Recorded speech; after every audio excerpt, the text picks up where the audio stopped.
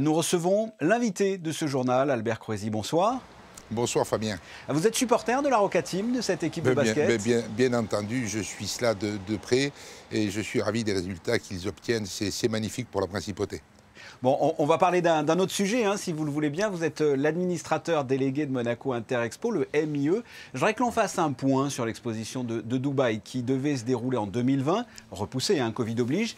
Quand selon vous, cette exposition devrait avoir lieu? J'ai entendu parler d'octobre prochain.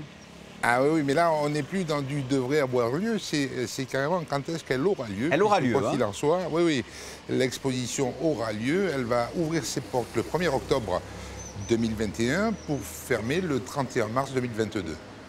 Alors là, vous êtes catégorique, donc ça aura lieu. Ça vous paraît réalisable pour la date? Oui, tout à fait. Pour nous, en termes de construction, le pavillon est fini, complètement fini. Nous commençons l'installation des stations à l'intérieur pour la scénographie à partir du mois d'avril. Nous serons prêts dans les temps, largement dans les temps. Nous ambitionnons d'être prêts tout début septembre. Ça nous permettra de faire quelques essais au préalable et d'ouvrir les portes sereinement le 1er octobre. Et comment va être le pavillon monégasque? Mettez-nous l'eau à la bouche. C'est une sorte de kaléidoscope, c'est ça? Oui, kaléidoscope. Mais enfin, il va être en deux parties, en deux zones. Il y aura un rez-de-chaussée qui va être l'accueil grand public, où il va y avoir la scénographie et les différentes stations. Et puis, il y aura un premier étage où il y a un salon VIP, une salle de conférence, car nous ambitionnons de recevoir au pavillon à Dubaï un tas d'entités publiques, parapubliques de la principauté qui viendront présenter la principauté aux yeux du monde, d'où le thème du pavillon monégasque qui est Monaco 360. Alors c'est ça, l'exposition de Dubaï s'appelle « Connecter les esprits, créer l'avenir ».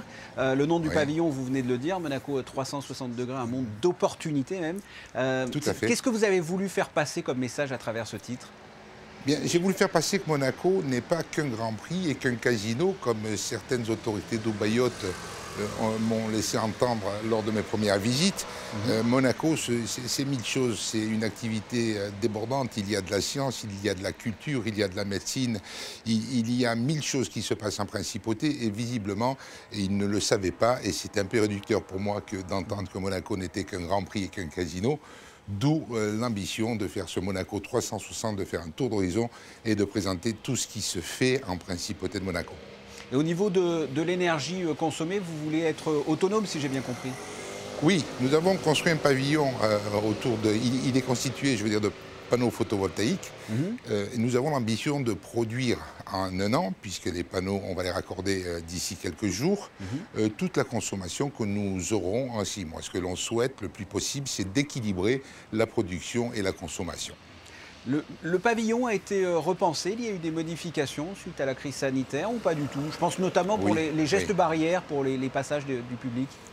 Pas encore. Ça, nous n'en sommes pas encore là parce qu'on ne va pas anticiper la crise et quelles seront les mesures à prendre au mois d'octobre à venir.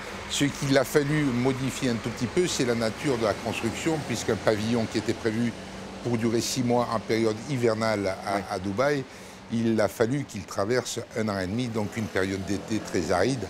Donc oui, nous avons eu quelques modifications à faire en termes de construction pour ce bâtiment. Et à quel point c'est important pour un pays comme Monaco d'être présent dans ce type d'événement? Il y a une concentration de 180 pays, donc ma foi, l'occasion d'être dans une exposition universelle nous permet, en un temps relativement court, puisque c'est 6 mois, de présenter le vrai visage de la principauté. Oui, d'habitude, les touristes viennent à Monaco, et là, c'est Monaco qui va vers le monde. Vous allez effectuer un déplacement à Dubaï fin mars avec le ministre d'État. Quel est le programme de ce déplacement? Si vous voulez, on va mettre en route les panneaux photovoltaïques de façon symbolique parce qu'ils tournent déjà, je vous l'ai dit, l'ambition étant de produire du courant bien en amont, de le donner à la ville de Dubaï pour le récupérer ensuite quand on va le consommer, mais aussi de visiter les autorités locales. Et nous avons la chance que notre ministre d'État accepte de se rendre avec moi à Dubaï. Il faut les honorer de la présence du ministre d'État, ils l'ont apprécié. Avec le ministre d'État viendra très certainement le conseiller de gouvernement ministre des Relations extérieures. C'est très important également. Nous avons M. Milanesio qui devrait faire partie de cette délégation pour représenter le cabinet princier. Donc voilà, c'est une visite, on va dire, diplomatique importante aux autorités dubaïotes en amont, avant l'ouverture de l'exposition, qui sera, je pense, fort appréciée. Et quel est votre objectif concernant cette exposition? C'est qu'il y a un maximum comme ça de personnes qui viennent visiter le pavillon, j'imagine? Oui, sauf que voilà, les mesures sanitaires qui seront mises en place, est-ce qu'il y en aura, est-ce qu'il n'y aura pas? Autant je suis formel sur le pavillon va ouvrir ses portes, autant nous ne savons pas. Par rapport à l'évolution de la crise sanitaire, l'incertitude va être le visitorat. Est-ce qu'on va nous limiter sur le nombre de personnes qui pourront intégrer le pavillon? Nous envisagions d'accepter 80 personnes à la fois dans le pavillon pour une visite qui dure en moyenne 20 minutes. Est-ce qu'on va nous réduire à la moitié, à un tiers? Ça, nous ne savons pas encore. S'il y aura des mesures qui tendront à limiter le nombre de visiteurs. À l'origine, il y avait 25 millions de personnes prévues pour visiter l'Expo, ce qui représentait 1,250 million personnes pour le pavillon monégasque. Voilà, nous sommes dans l'attente et on verra bien, mais ça se saura que très peu de temps à l'avance. Qu'est-ce qui va se passer avec la crise sanitaire? Un mot peut-être pour finir sur le staff, les jeunes qui vont peut-être travailler autour de ce pavillon, qui vont vivre cette aventure à Dubaï. Oui, nous avions sélectionné l'an dernier, avant le report, 70 jeunes gens de Monaco et de la région, des communes limitrophes, pour constituer le staff du pavillon. Le report a fait que, bien entendu, aujourd'hui, nous ne savons pas si l'ensemble de ces jeunes est encore disponible. Ils seront prioritaires pour nous accompagner cette année. On est en train de refaire le tour, d'appeler chaque personne pour savoir s'ils sont encore disponibles ou s'ils ne le sont plus.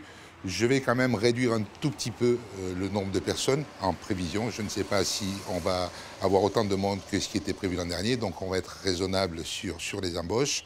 Mais j'envisage quand même d'amener avec nous une cinquantaine de jeunes gens de la principauté et des communes limitrophes pour vivre une expérience qui sera, à mon avis, un petit peu exceptionnelle. Voilà ce que l'on pouvait dire de cette exposition à Dubaï. Albert Croisi, merci. Je vous remercie Fabien et puis à très bientôt à Dubaï, je l'espère dans tous les cas. J'espère, j'espère.